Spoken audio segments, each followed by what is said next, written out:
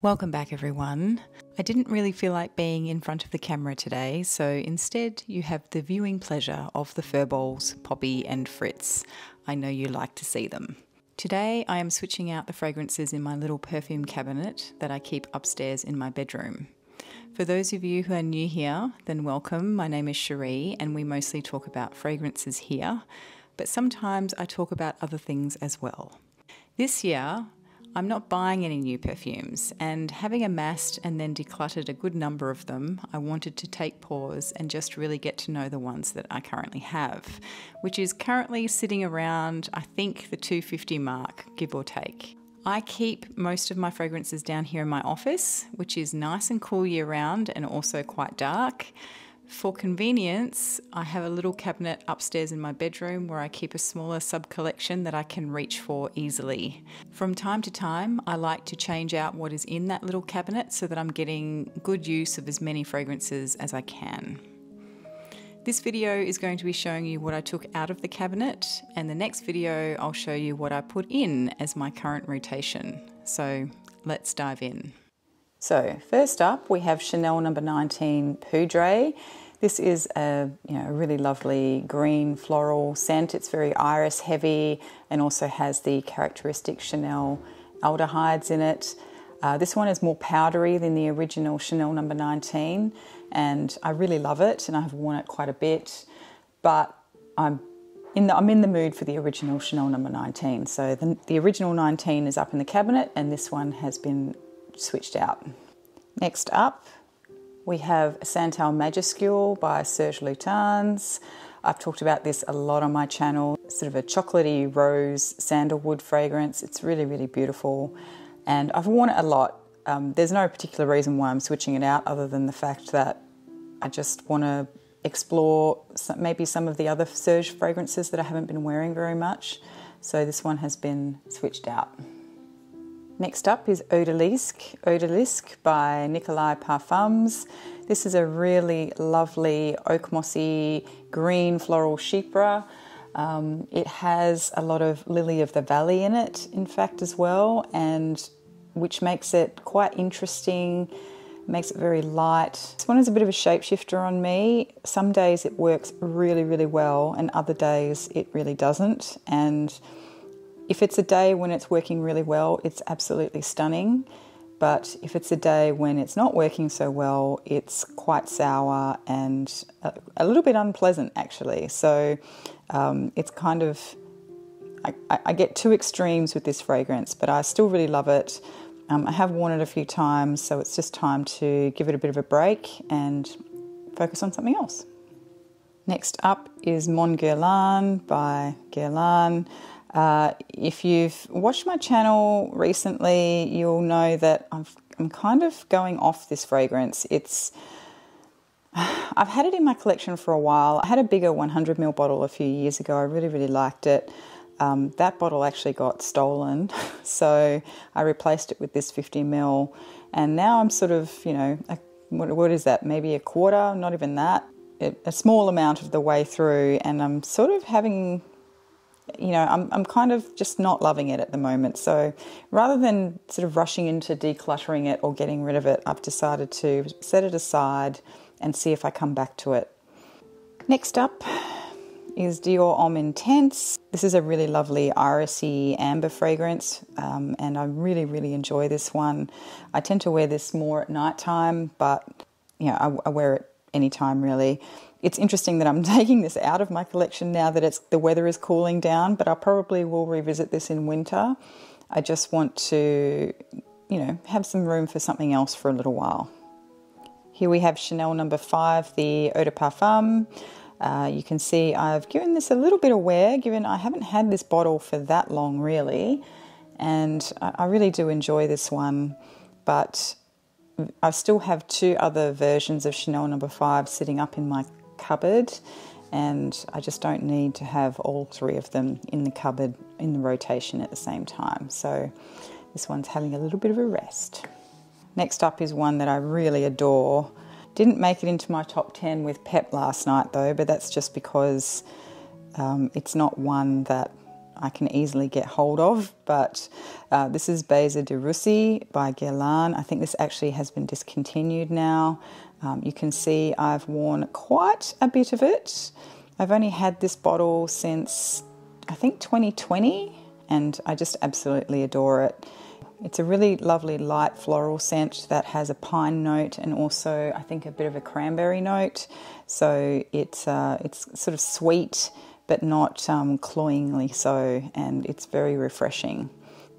I like to apply this one after the shower. I find it has good longevity on me, but it sits very close to the skin, so it's hard to detect after a couple of hours. But I really, really do love it. Next up is Cassiopea by Tiziana Terenzi. This is one that I'm sort of sentimental over because I bought this when we were in Barcelona on holiday. It was sort of the first overseas holiday that Matt and I did together, and we checked out a few perfumeries when we were over there, and this was one of the ones that I bought at the time. And I do really enjoy it, but I do find that I don't reach for it as much as I thought I might. It's sort of a creamy fruity. I think it's got a bit of a coconut note in there. It doesn't smell coconutty, but it has a creaminess, or maybe it's a creamy floral that's doing it. And there's a bit of passion fruit and stuff in there as well. So it is definitely a very nice scent for the warmer weather. But I actually think it kind of works well in cooler weather too, but I'll maybe give it another go in winter time. But I kind of just wasn't reaching for it over the summer. I think that creaminess that's in there is just a little bit too much at times for the hot weather. Next up is my beloved Panthea Iris. If you watched the live stream with Pep last night, you will know that this came in at my number 1, although it's pretty much on equal footing with Almond Woman from Almond Jane. This is just a really beautiful powdery iris scent that's not too makeup-y, it's not too waxy. It's just, yeah, it's kind of the perfect weight in terms of powderiness, and I just really love it. So, Panthea Iris. Next up is another one that made it into my top 10 last night. This is Narcotic V by Nasomato. It's a really lovely white floral scent, quite fresh and a bit watery, maybe a bit of fruity notes in there as well. I just really enjoy it. It's not overly sweet, but it's also quite refreshing. And I like to layer this one with Gardens of India from Parfumes de Parfums. Again, this is just a really lovely, almost tropical, fruity floral, and this one is really, really pretty. Next up we have another Serge. This is Nuit de Cellophane. Again, one of my favourite Serge Lutens fragrances. It's not widely loved, this one. A lot of people really dislike it. They find it a bit too sharp. It does sort of give off a bit of a shampoo-y vibe, I think, but I think that's what I like about it, particularly in the height of summer when it's really hot. It's just a fragrance that I think works really well in the hot weather. It does have a bit of a peach note in it, but I don't really get it so much as peach. Oh, maybe I do. But it also has, I'm pretty sure, some tropical florals, and so it has that really beautiful tropical vibe going on without being too sweet. Next up is Oud Orange Intense by Fragrance du Bois. This one is a really interesting one. I do get orange from this, but it's also quite woody and spicy, and it's a very interesting fragrance and quite unique. I don't think I've ever smelled anything quite like this, and it can be a little bit tricky for me to wear at times, but when I feel like it, it just hits the spot beautifully. I think I wore this to the opera late last year, and I thought it worked really perfectly in that scenario because it is quite opulent, but without being too in your face, so I didn't feel like I was going to be upsetting anyone around me. Next up is another one that's a favourite of mine, but I haven't worn it for a little while now, so I've decided to just give it a break out of my collection. This is Une Rose Chypree by Andy Tower. It's a really interesting woody floral Chypree, I think. I think that's how I would describe it. It's just got lots of interesting sort of notes in there. It's quite spicy, quite woody, quite green as well, and it's just so unique. It's unfortunately discontinued now, so you can't get it anymore. So I really cherish this bottle, and I want to pack it away for a little while just to give it a bit of a rest and make sure I'm looking after it. Next up is Iris Melican by Maison Crivelli. This was a fairly recent addition to my collection. I think I actually bought this in January, perhaps, right before I started my no-buy. This is a really interesting fragrance. It's not at all how I expected it to smell, but I really, really like it. It's really unique. It's like a woody floral that definitely has an iris presence in it, but it's not overwhelming.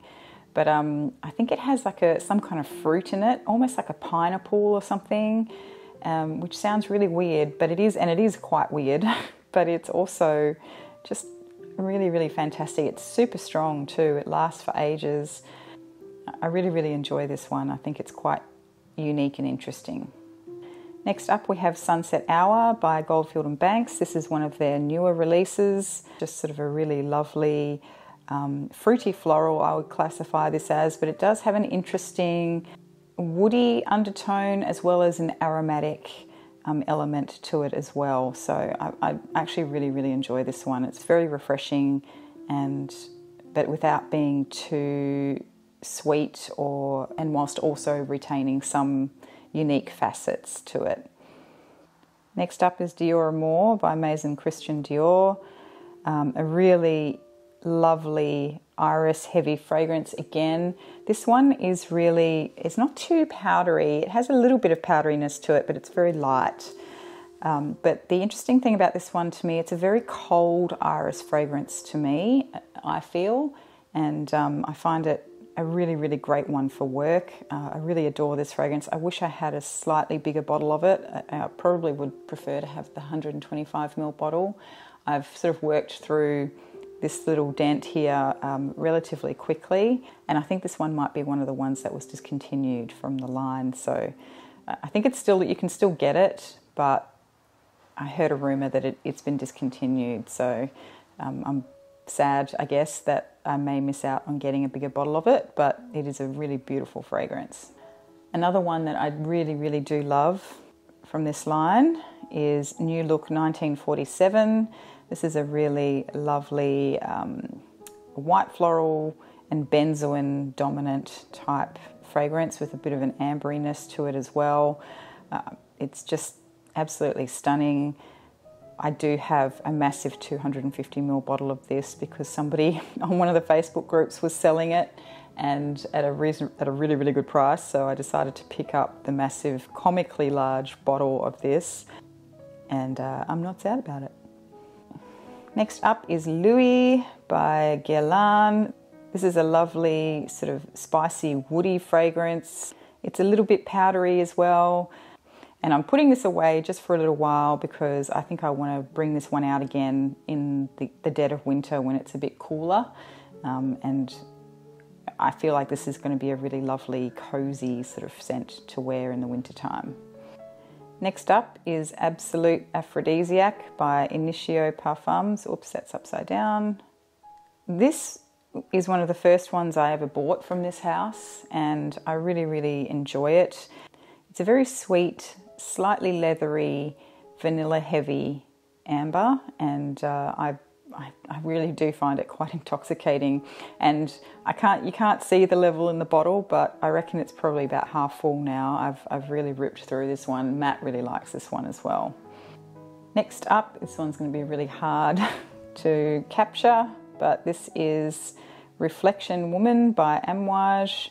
This is just a really lovely watery floral, kind of aquatic, but I think one of the main notes in here is some kind of lily, and it is really, really refreshing. I actually fell in love with this one last winter.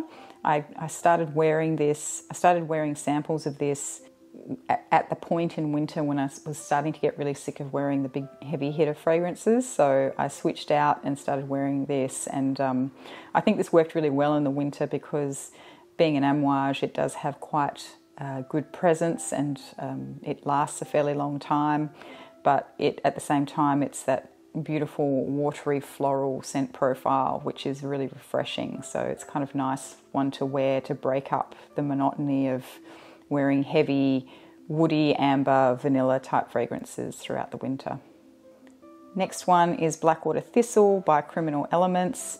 This is sort of a green floral fragrance. It kind of reminds me a little bit of Chanel No. 19, but it has this really interesting damp soil note, which I find really super comforting, and I really enjoy it. I don't think that damp soil note makes this fragrance smell dirty or anything.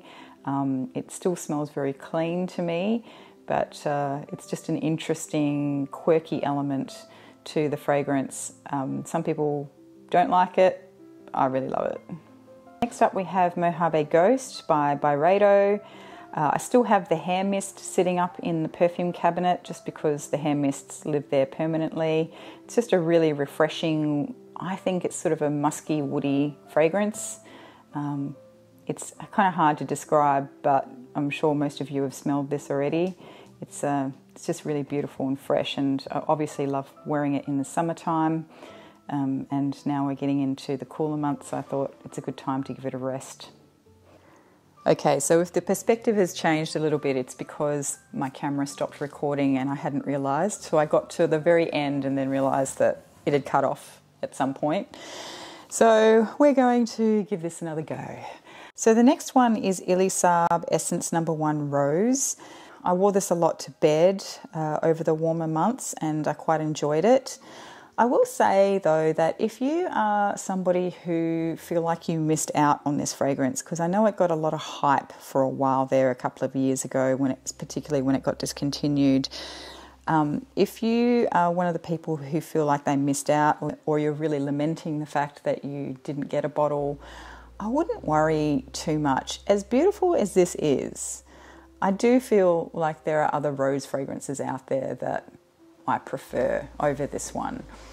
This one is really lovely. It is a bit powdery and kind of like an ambery rose, I guess. But it also doesn't have fantastic staying power either. So, as a fragrance that I would wear out, it's not something that I would gravitate towards just because I know it's probably not going to last. So I wouldn't worry too much if you missed out on this one. That said, I really do enjoy it and I will wear it.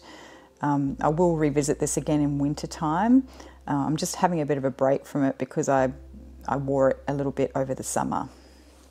Next up is Gabrielle Essence by Chanel. This is, I guess, the intense version of the original Gabrielle. I prefer this one. It has a bit of a honeyed note to it, but not honey. Honey is one of those notes that I really struggle with for the most part, but in here it's really, really pretty. This is just a really lovely, lush, tropical floral scent that works really, really well in summer and makes me think of holidays. This is Courageous, which is a collaboration bespoke fragrance with Mind Your Fashion and Jaji Fragrances here in Brisbane.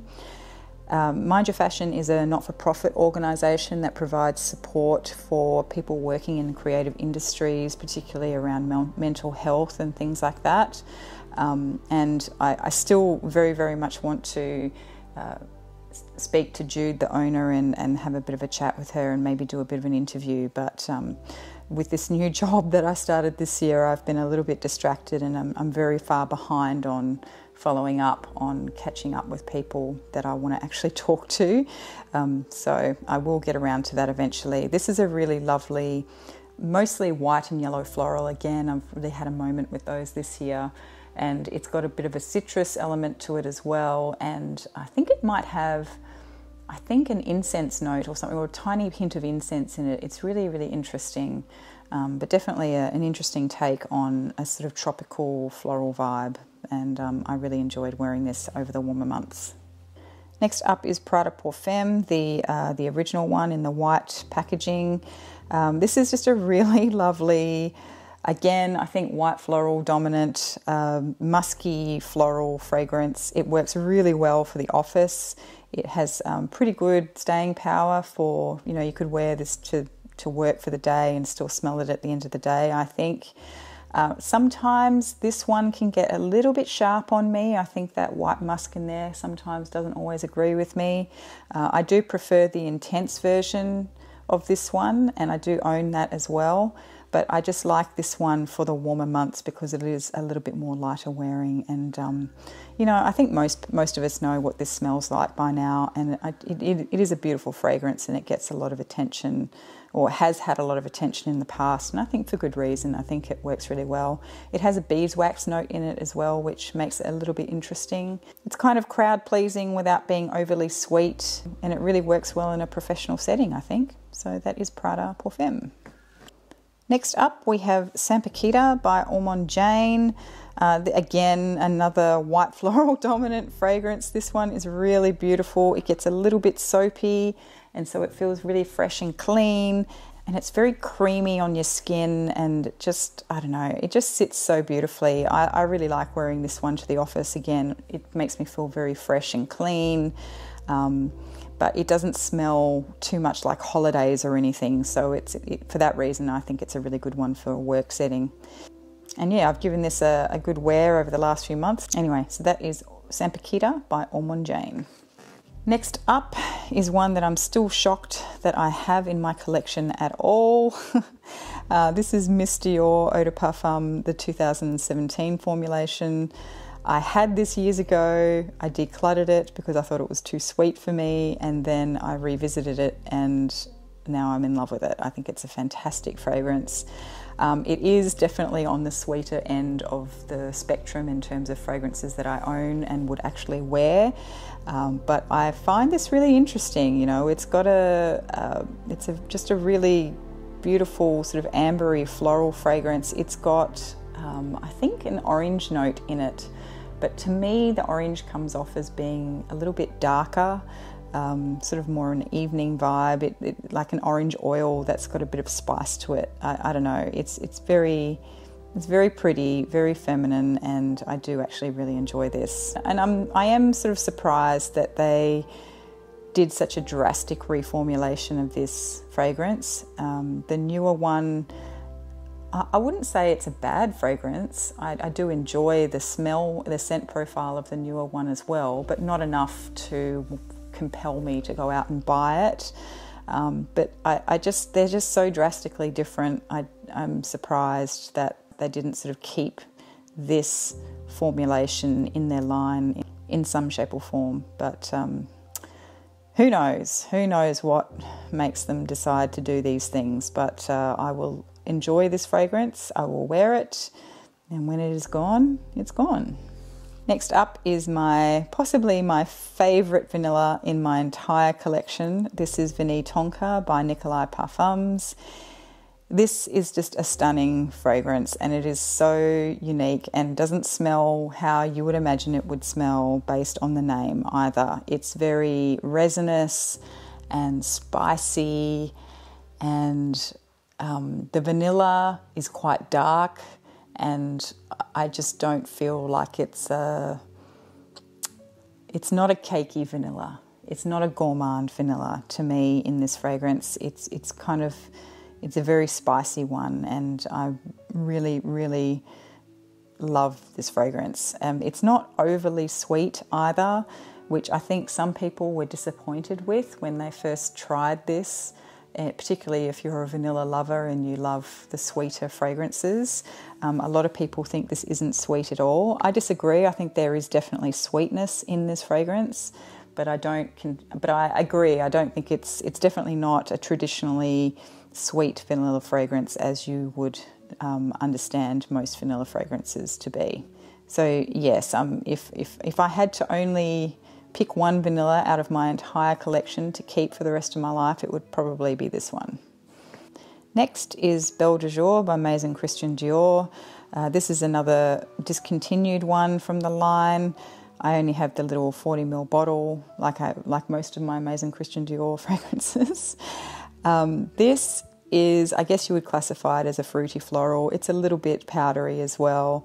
It's very nice. I did have a moment with this about a month and a half ago, I think, possibly 2 months ago. I think I wore this to bed almost every night for about 2 weeks. I was having a moment with it. I really enjoyed it. I still really enjoy it.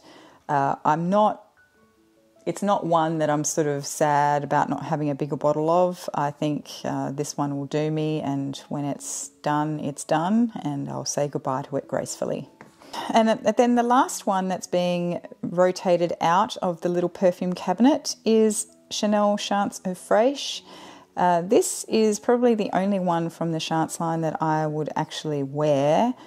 And I really, really loved it for a long time. I had a couple of samples of it that lasted me quite a few months. I sort of savoured them.